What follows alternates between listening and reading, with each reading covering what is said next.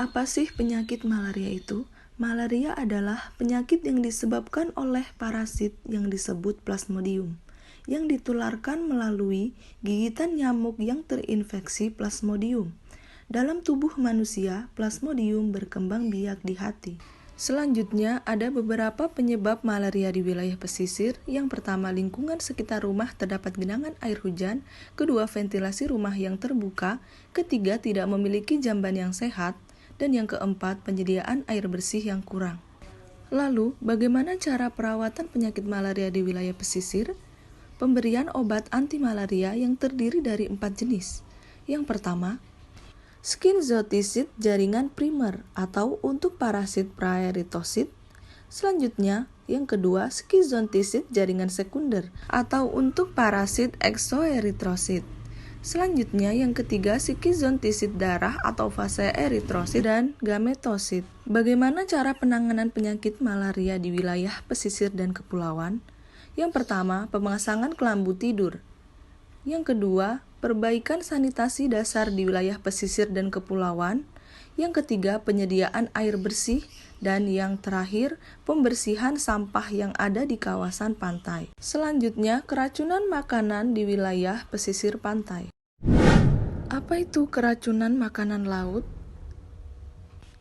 Keracunan makanan merupakan gangguan yang disebabkan oleh makanan yang terkontaminasi bakteri, virus, parasit, ataupun toksin.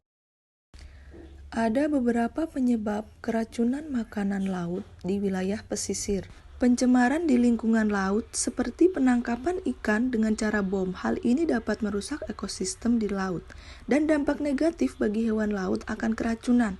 Dan jika dikonsumsi masyarakat, maka akan menimbulkan keracunan bagi yang mengkonsumsinya. Juga kurangnya pengetahuan dan sarana informasi terkait jenis-jenis racun yang terkandung dalam beberapa ikan dan kerang yang dapat menyebabkan keracunan. Maka akan timbul gejala keracunan makanan laut seperti rasa panas di sekitar mulut, rasa baal di ekstremitas, selanjutnya lemah, mual dan muntah, dan yang terakhir nyeri perut dan diare. Ada beberapa cara penanganan keracunan makanan laut di wilayah pesisir. Yang pertama, pemeriksaan dan pengambilan sampel dari daerah penangkapan ikan dan habitat kerang, dianalisis untuk mengetahui adanya racun. Yang kedua, untuk penanganan keracunan ikan buntal, satu-satunya cara yaitu dengan mengkonsumsi spesies ikan buntal apapun, karena belum ada obat penawaran untuk keracunan ikan buntal. Selanjutnya, apa peran perawat dalam menangani permasalahan penyakit malaria dan keracunan makanan laut di wilayah pesisir pantai? Berikut cara penanganannya.